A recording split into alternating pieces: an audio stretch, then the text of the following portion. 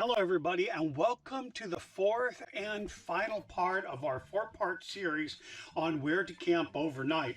So far, we've talked about Walmarts, we've covered truck stops, we've covered stealth camping, but now we want to cover probably my favorite one, and the one that allows you the most free camping, the ability to live free without following as many rules as you would in a city or places where you're governed by paid campgrounds and things like that.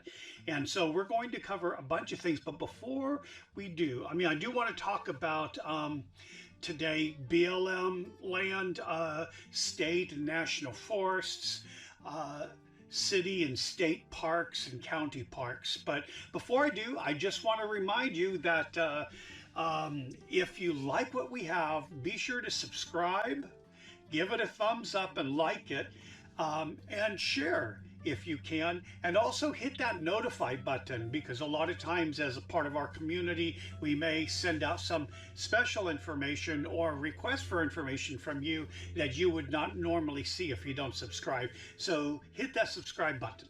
Okay, so first of all, last year, well, 2020 was just, we're not going to go into it, okay? We're just not going to go into 2020. So we are so looking forward to 2021. We've talked about being in the city, mostly on the East Coast and other places where you are having to survive, either staying at a Walmart, a box store, a restaurant parking lot, and then whether you were going to stealth camp or stay at a truck stop. But now we're going to move on, and that kind of coincides with moving further west. The East Coast has its own challenges. However, the western part of the United States allows a lot more opportunities to live free. And one of the first things you're going to notice options would be city parks. And city parks are one of my favorites, especially once you get into the Midwest. And city parks generally are free, and they're usually oftentimes right in the center of the city. There may be bathrooms, there may be a free shower, there may be parking for 2 or 3 spots. Some may have free power, like electricity. And a lot of times they're free for the first day or 2, sometimes 3, and then after that it may be something like $5 a night. So it's a lot of fun to stay in a lot of these small town city parks. I guess you would call them town parks. But so remember city parks, and you can look them up before you get there. So if you're traveling around, either through YouTube reviews or just Googling them, see if they have a city park or a center park for you. Okay. Now the next one would be county parks. And county parks are a little bit more hit and miss. They generally are for the people that live in the county, and therefore there may be a fee for you that either is in higher than what they would pay, or they get in for free and you're going to have to pay. So again, it's really hard to predict who's going to charge and what for county parks.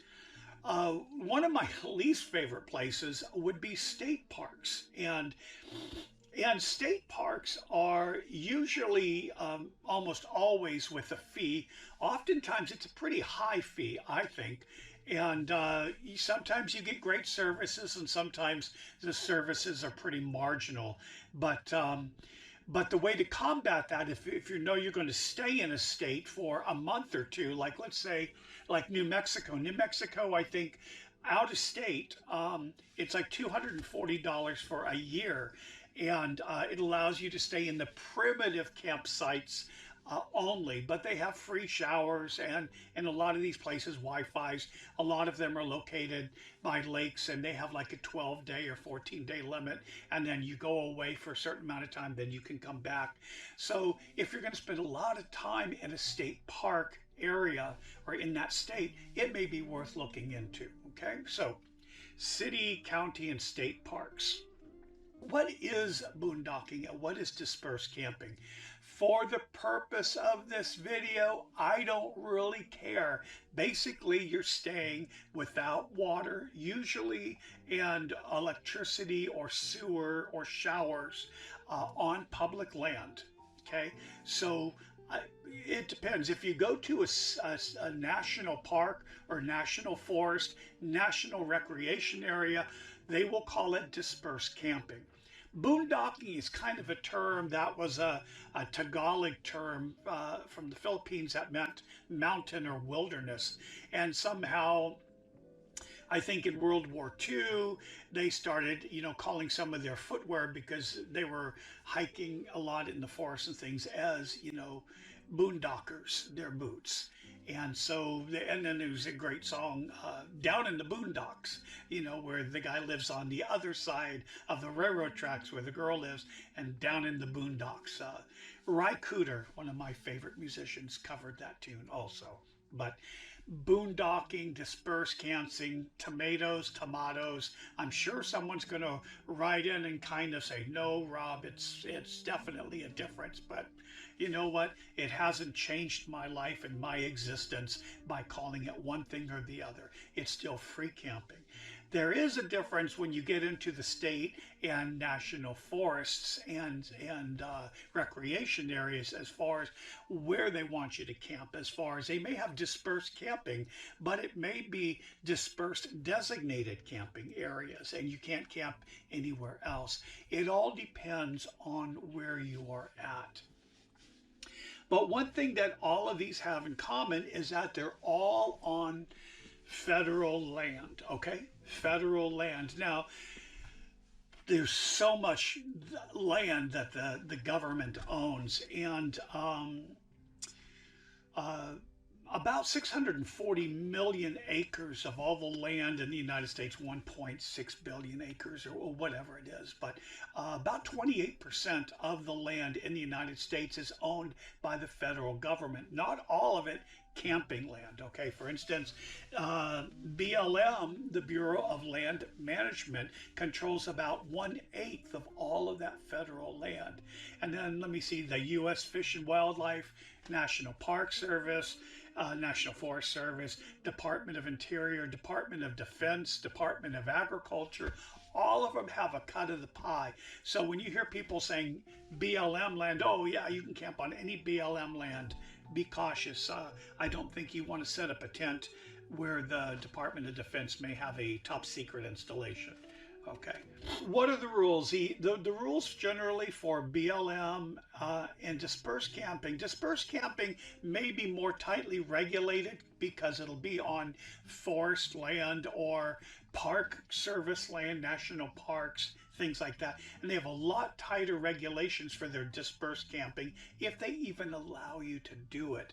That being said, state and forest lands, the national forests and the state forests are great. They're just great. They're I think the United States Forestry Service has 100 and under 200, I think like 180 different forest sites. Let me look at my notes. Yeah, 175 forest and grasslands.